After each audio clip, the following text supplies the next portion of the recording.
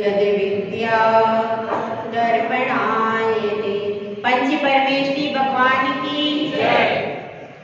1008 श्री महावीर भगवान की जय। परम पूज्य आचार्य श्री आदि सागर महाराज की जय। आचार्य श्री महावीर कीर्ति महाराज की जय। आचार्य श्री विमल सागर महाराज की जय। आचार्य श्री तपस्वी सम्राट सन्मति सागर महाराज की जय। आचार्य गुरु सुंदर सागर महाराज की जय। अहिंसा में विश्व धर्म की जय। जिनवाणी माता की जय।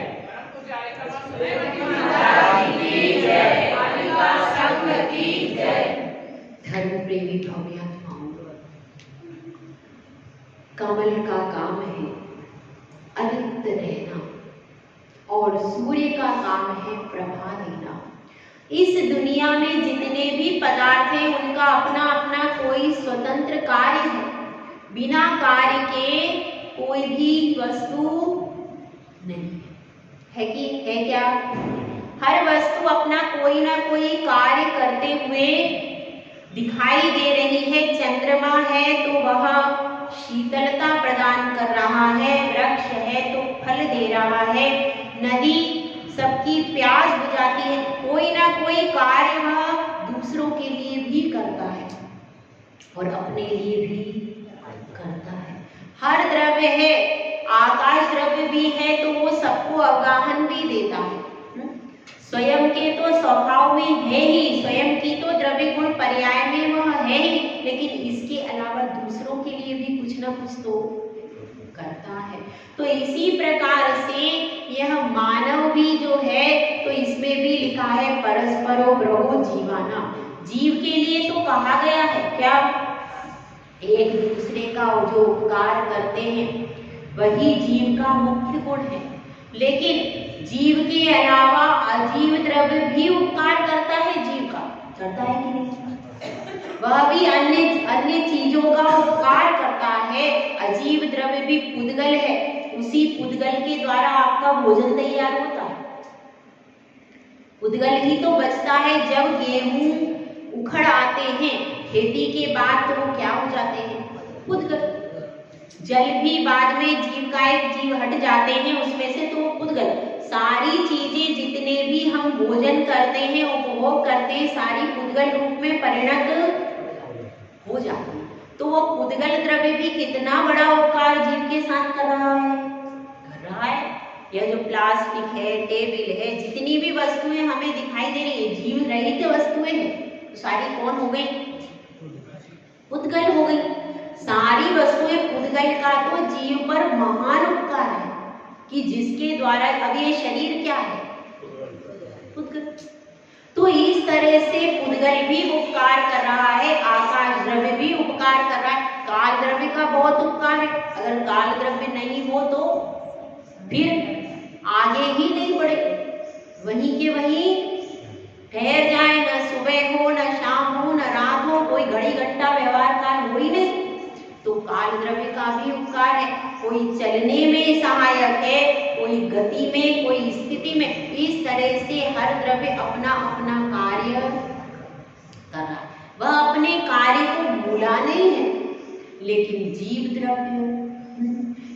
द्रव्य एकमात्र ऐसा है जो अपने कार्य को, अपने स्वभाव को भूल गया है।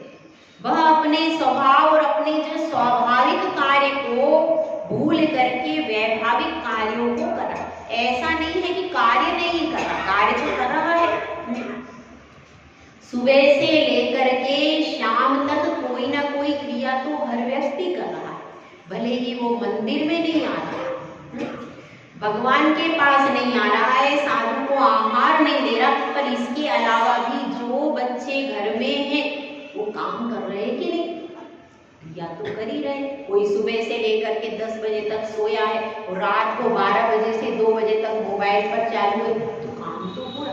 लेकिन वह काम हमारे लिए कल्याणकारी नहीं है।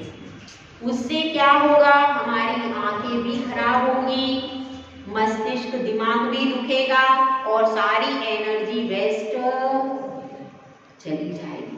सुबह की प्रभा, सुबह का सूरज, सुबह की हवा एनर्जी देती है और रात की जो नेगेटिव किरणें होती हैं उससे आपकी जो एनर्जी है वो धीरे धीरे कम होती है।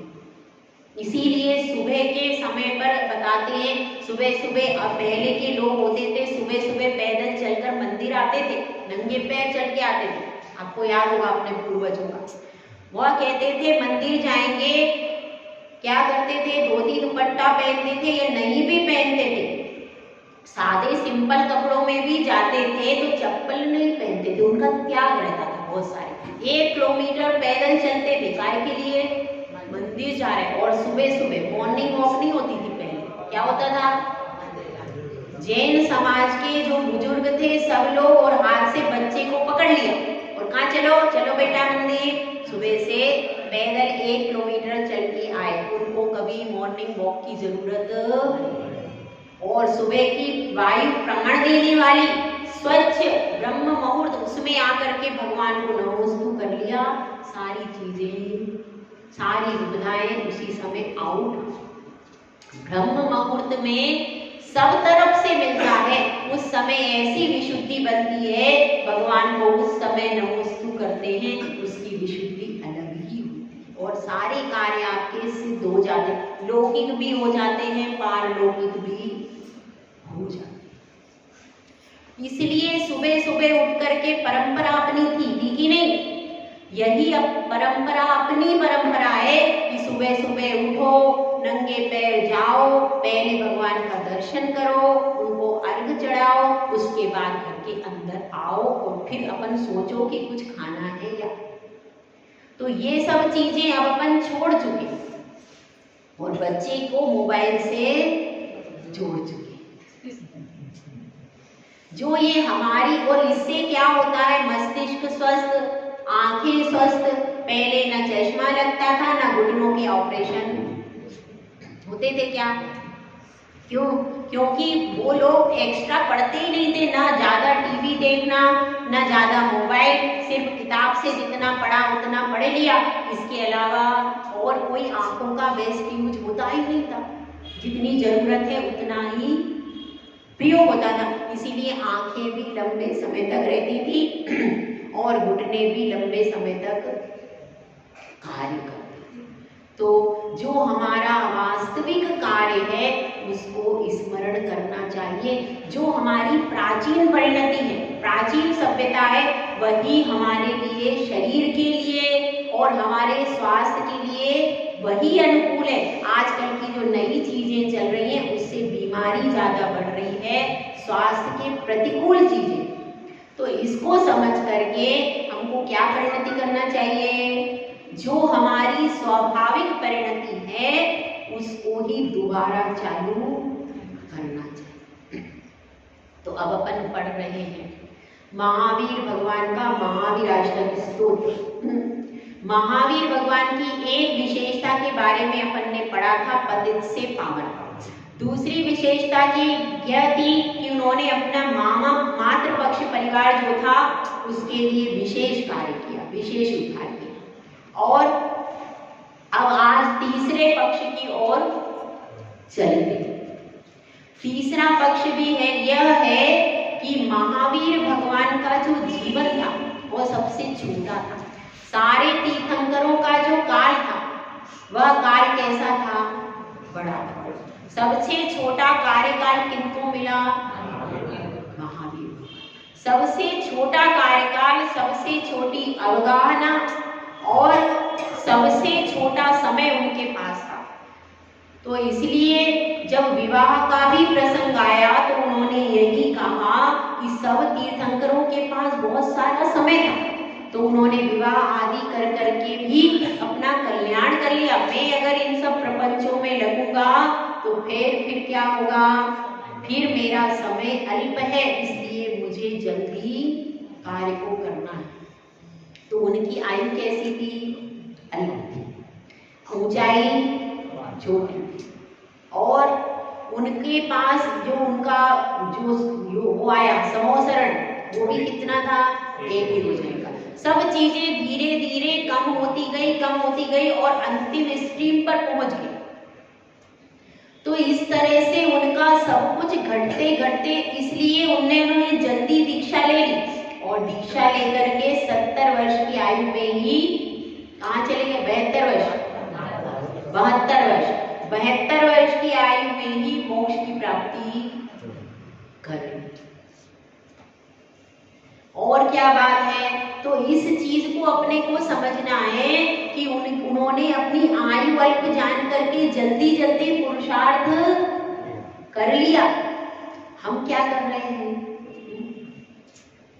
हम यह नहीं सोच रहे हमारी भी आयु उससे भी अल्प है, सेनन उससे भी हीन है, तो हमारे लिए कौन सा कार्य आज की डेट में करना श्रेष्ठ है? इसका विचार किसको करना है? ये आप लोगों को करना है। उन्होंने तो अपना हित कर लिया, वो तो निर्वाण चले गए, लेकिन साथ में ये संदेश दे करके गए कि मेरी आयु अल्प थी, इसलिए मैंने जल्दी अपने कल्याण के लिए कदम बढ़ाए। तो हे भव्य जीवों, पंचम काल आ चुका है, तुम्हारी भी आयु कैसी है? अल्प है। सेनन कैसा है? उनका तो वर्जवशम नाराज सेनन था, तुम्हारा तो सेनन भी छोटा सेनन है, अच्छा सेनन नहीं है। तो ये जो टाइम मिला है, यह जो शरीर मिला है, इससे व्यर्थ की चीजों को छोड़ करके केवल आत्मा का हित करने के लिए प्रवृत्ति करना चाहिए। अच्छे श्रावक बनो। श्रावक कुल पा करके भी बहुत सारी जिम्मेदारियां हैं कि आप षट आवश्यक कर्तव्य का पालन करो। और मुनि बन करके तो वो सब मुनिराज तो सब अपना पालन कर ही रहे। मुनिराज आज भी 28 मूल गुणों का पालन सब दिगंबर साधु करते, उनके कोई अंतर नहीं आया। अंतर किसमें आ गया? श्रावक की चर्या में अंतर आ गया, इसमें बहुत ज्यादा वेरिएशन आ गया। अष्ट मूल गुण का पूछना पड़ता है, अष्ट मूल गुण, सप्त व्यसन का त्याग, लेकिन ये सब पूछना पड़ता है, तब जाकर के पता। जबकि ये सब जैन धर्म के बेसिक सिद्धांत थे। अष्ट मूल गुण नॉर्मली सब श्रावकों का होता ही था, लेकिन अब वो चीज, तो अब यह चीज समझने की है, हमारा जो कर्तव्य है वह हमारे लिए करने योग्य है, और उसका प्रतिपादन हमारी संतानों में भी एज इट इज जाना चाहिए। जो हमने किया है पालन, ऐसा नहीं है कि उनको पूरी छूट दे दी जाए, उनके लिए भी वही संस्कार अंदर जाने चाहिए। तो अब अपन पढ़ रहे हैं महावीर भगवान के बारे में। उनका दूसरा श्लोक ले लेते हैं, दूसरे नंबर का श्लोक है। इसमें क्या बात कही गई है उसे पढ़ते हैं। अताम्रम यच्चक्षुः कमलयुगलं स्पन्दरहितं जनान्को पापायं प्रकटयति काव्यधर्ममि स्फुटमूर्तिर्यस्य प्रशमितमयी भाति विमला महावीर स्वामी नयनपथगामी भवतु नमः। अताम्रम यच्चक्षु, नेत्र तो हमारे भी हैं और नेत्र किसके हैं? प्रभु के भी। लेकिन उनके नेत्र कैसे हैं? अताम्रम, अताम्रम का अर्थ क्या है? जो लाल नहीं है। ताम्र का अर्थ है लाल, जो लालिमा से रहित है। इनके चक्षु हैं महावीर भगवान के जो नेत्र हैं, जो प्रतिमा जी है, और जो साक्षात भी महावीर भगवान होंगे, उनके नेत्रों में, नेत्रों की विशेषता यहाँ पर बता रहे।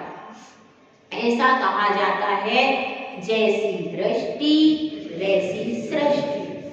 जिस तरह की, जिस चीज को हमारी दृष्टि जिस प्रकार की होगी, हमारी सृष्टि भी वैसी ही होगी। यदि हमारी आंखों में क्या आ गया है, आंखों में कुछ बीमारी हो गई है, हमें धुंधला दिख रहा है, तो हमें बाहर के सब चेहरे कैसे दिखेंगे?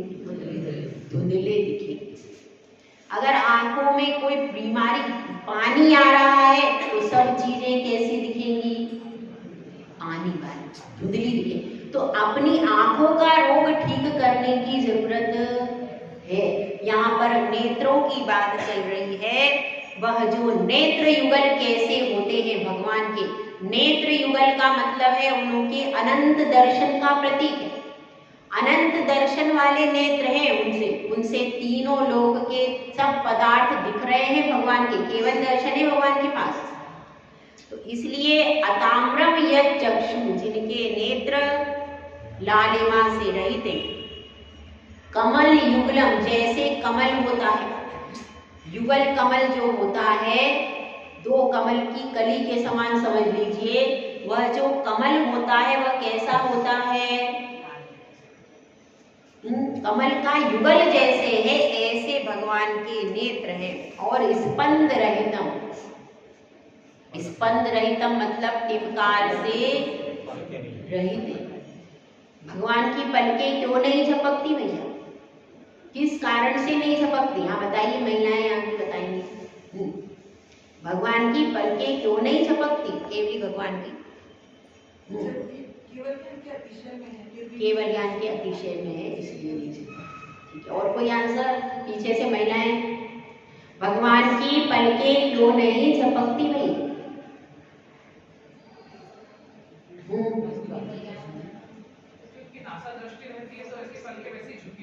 अच्छा, नासा दृष्टि की वजह से पलकें झुकी रहती। हाँ भाई आप बता दीजिए। राग द्वेष से रहित है इसलिए पलकें नहीं झपकती। और कोई आंसर इधर पीछे से?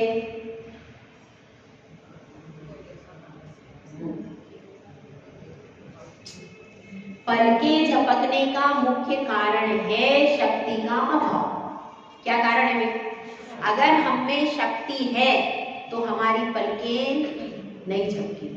अगर शक्ति कम होगी तो अब देखिए, जब कोई तकलीफ होती है, जब आपको ज्यादा तकलीफ होगी, आपके शरीर में कमजोरी आएगी, आप देखना पलकें जल्दी जल्दी झपकेगी। आप स्वयं अनुभव करके देखना, जब आपके शरीर में कमजोरी आ जाएगी, कोई परेशानी आ जाएगी, एकदम अपन घबरा जाते हैं, तब क्या होता है, पलकें तेज तेज हो जाती हैं, धड़कन तेज हो जाती है, सांस तेज हो जाती है। तो उस समय पलकें भी अपन ज्यादा झपका लेते, घबरा जाते हैं। तो मतलब हमारी कमजोरी के कारण क्या होता है, पलकें झपकती हैं। लेकिन उनके पास क्या है, अनंत वीर्य है। अनंत वीर्य के कारण पूरे उनके शरीर में शक्ति का विशेष प्रवाह है, इसीलिए उनकी आंखों को बार बार वाइपर चलाने की जरूरत। वो वैसे ही आंखें भी निर्बल है उनकी, अपनी आंखों में ये सब मल जो बनता है उनके नहीं बनता है। उनका सप्त धातु शुष्क रूप में हो गई। अब वो लिक्विड फॉर्म में सप्त धातु नहीं है उनकी, अपने मल द्वारों में लिक्विड फॉर्म में सप्त धातु। उनके जो धातु है वह उनके लिक्विड फॉर्म में नहीं है, जो अपनी आंख में से भी सफेद सफेद निकलता है, उनके नहीं निकलता है। उनकी जितनी भी धातुएं हैं वो शुष्क रूप में हो गई। ये सब आप धवला पुस्तक में इस चीज को देख सकते हैं। तो उसमें शुष्क रूप में होने के कारण वह जो उनके ज्यादा पानी आ जाता है जैसे आंखों में अपने, ऐसा उनका नहीं होता। उनकी एकदम स्वाभाविक रूप से आंखें रहती हैं, उसलिए उसमें पलकों को झपकाने की कोई आवश्यकता नहीं। तो इसलिए उनकी अनंत शक्ति के कारण उनकी पलकें नहीं झपकती, यह बता रहे इसमें। और फिर क्या बताया है, हमारी जो आंखें हैं वो लाल भी होती हैं, कभी पीली हो जाती है, पीली भी हो जाती है। पीलिया हो जाए तो क्या हो जाता है, पीली हो जाती है। गुस्सा आ जाता है तो एकदम लाल हो जाती है। और कैसी हो जाती है, कई बार काली भी पड़ जाती है, कमजोरी की वजह से काला कालापन भी हो जाता है। तो इस तरह से कहीं काला पानी भी आ जाता है, जब नेत्र की ज्योति चली जाती है तो काला पानी भी गिरता है आंखों से। तो इस तरह से तरह तरह से आंखों में विकृति होती है। तो यहाँ पर इसलिए कह दिया कि भगवान की नेत्रों में लालिमा नहीं है, तो वहां पर क्रोध भी नहीं है, राग भी नहीं। राग के उद्रेक से, द्वेष के उद्रेक से आंखों में लालिमा होती, तो वहां पर राग द्वेष नहीं है, इसलिए लालिमा भी नहीं। यहाँ पर भगवान के कषाय का अभाव है, यह भी कह रहे। तो जनान को पापायम, यह जनान यानी लोगों के लिए, व्यक्तियों के लिए क्या क्या संदेश दे रही है, को पापायम मतलब क्रोध को दूर करने के लिए दुनिया में संदेश क्या जा रहा है कि तुम भी अपना क्रोध दूर कर लो।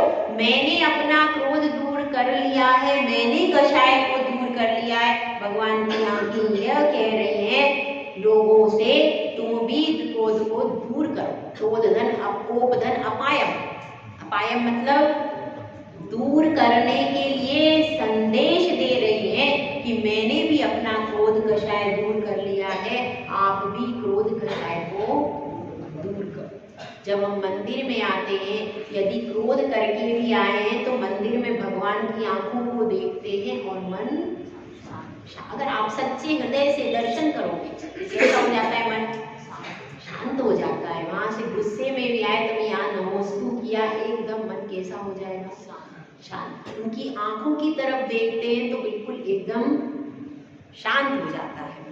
जनान को पापायम प्रकटयति वाभ्यंतरम, और केवल बाहर से प्रकट नहीं करते। बाहर से तो लालिमा रहित दिख रहा है, बाहर से तो आंखें शांत दिख रही, पर कई बार ऐसा होता है जैसे अपनी भी आंखें कभी कभी शांत दिखती है, एकदम साफ सुथरी दिख रही है, लेकिन अंदर तो भरा है। तो बाहर से जरूर वह शांत है, अंदर से भी शांत है। हमारी बाहर से स्वच्छ हो सकती है, बाहर से आंखें हमारी स्वच्छ हो सकती हैं, लेकिन अंतरंग से अंतरंग दृष्टि कैसी है? एक होती है बहिरंग दृष्टि, एक होती है अंतरंग दृष्टि। अंतरंग दृष्टि कौन सी है कि आपके मन की परिणति कैसी है,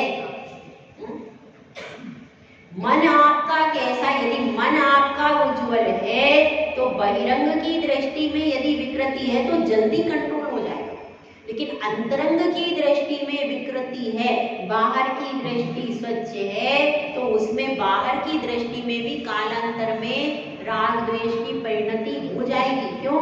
क्योंकि अंदर में क्या बैठा है, राग और द्वेष। अभी जरूर आंखों में कुछ नहीं है, लेकिन जैसे ही निमित्त मिलेगा कोई, तुरंत आंखें लाल भी हो जाएंगी, उनमें क्या हो जाएगा, पानी भी आएगा, उनकी परिणति में विकृति आनी। और यदि अंतरंग में कुछ नहीं है तो फिर आंखों में कभी विकृति नहीं आती। तो यहाँ पर यही कह रहे हैं कि वह बाहर से भी निर्मल है, आंखें बाहर से भी निर्मल हैं और अंतरंग से भी निर्मल है वे आंखें। अंतरंग में भी उनमें कोई भी कषाय भाव नहीं है, कषाय का अभाव हो गया है। अनंत भगवान के, महावीर भगवान के, केवली महावीर भगवान के कषाय का अभाव हो गया है। तो यहाँ पर क्या बात कर रहे हैं कि यहाँ पर कषाय के अभाव की सूचना दी गई है इस काव्य में। यही बात आगे कह रहे हैं, स्फुटम मूर्तिर्यस्य। और स्फुटम यानी वह जो स्फटिक के समान स्फुरायमान है, क्योंकि केवल ज्ञान होने के बाद शरीर पारदर्शक हो जाता है स्फटिक के समान। करोड़ों सूर्य और करोड़ों चंद्रमा से भी ज्यादा कांति होती है भगवान के शरीर की, लेकिन उसके बाद भी सौम्यता बनी रहती है। हर जीव उनका दर्शन करने के बाद अघाता नहीं है, तृप्त नहीं होता। भगवान के समो शरण में यदि बैठो तो कभी उनकी प्रतिमा से ऐसा नहीं लगता कि अपन ऊब गए, ऐसा कभी भी नहीं लगता। कभी व्यक्ति तृप्त नहीं होता है, संतुष्ट नहीं होता, देखता जाता है और उसको और भी अच्छा लगता जाता है। जितना देखता है उतना अच्छा, उतनी अच्छी विशुद्धि उसकी बनती है। तो इस तरह से यह बता रहे हैं वो एकदम स्फुरायमान मूर्ति है, स्फटिक के समान निर्मल है वो, उसमें कोई अशुद्धि का लेश भी नहीं है। क्योंकि भगवान तीर्थंकर प्रभु जो रहते हैं वो तो जन्म से ही निर्मल है, शरीर उनका जन्म से ही उनका शरीर निर्मल है। और जब केवल ज्ञान होता है तो बादर निगोदिया जीव भी शरीर से चले जाते हैं, बादर निगोदिया जीव चले जाते हैं। सप्त धातु शुष्क रूप में परिणत, लिक्विड फॉर्म में धातुएं नहीं रहती उनके शरीर की। तो ऐसी विशेषता होने के कारण शरीर एकदम बहुत ज्यादा निर्मल हो जाता है। किससे? केवल ज्ञान के प्रभाव से। प्रशमित मयी बाती विमला। और क्या कह रहे हैं? जिनकी मूर्ति स्फुरायमान है, एकदम चमकदार है, कांति सहित है, वो प्रशमितमयी। प्रशमितमयी मतलब प्रशम का अर्थ होता है कषाय का शमन करना, उसको कहते हैं प्रशम भाव। सम्यक दर्शन में एक भाव है, कौन सा भाव है? प्रशम भाव। सम्यक दृष्टि श्रावक के 4 गुण बताए हैं, कौन से भैया बताओ? प्रशम, संवेग, अनुकंपा और आस्तिक्य। तो उसमें प्रशम भाव का अर्थ क्या है? प्रशम भाव का अर्थ है कषाय का उपशम होना। यहाँ पर सम्यक दृष्टि के प्रकरण में अनंतानुबंधी कषाय का उपशम होना, ये क्या है? प्रथम गुण है। यदि आपकी अनंतानुबंधी कषाय का सद्भाव है, अनंतानुबंधी कषाय बैठी है, तो आपको सम्यक दर्शन की प्राप्ति नहीं।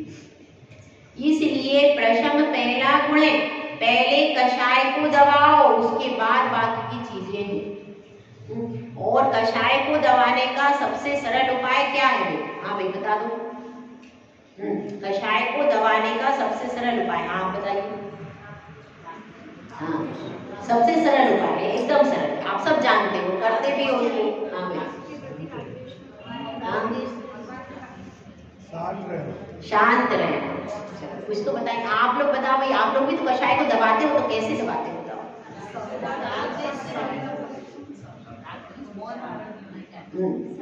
कषाय के उपशमन का सबसे सरल उपाय क्या है?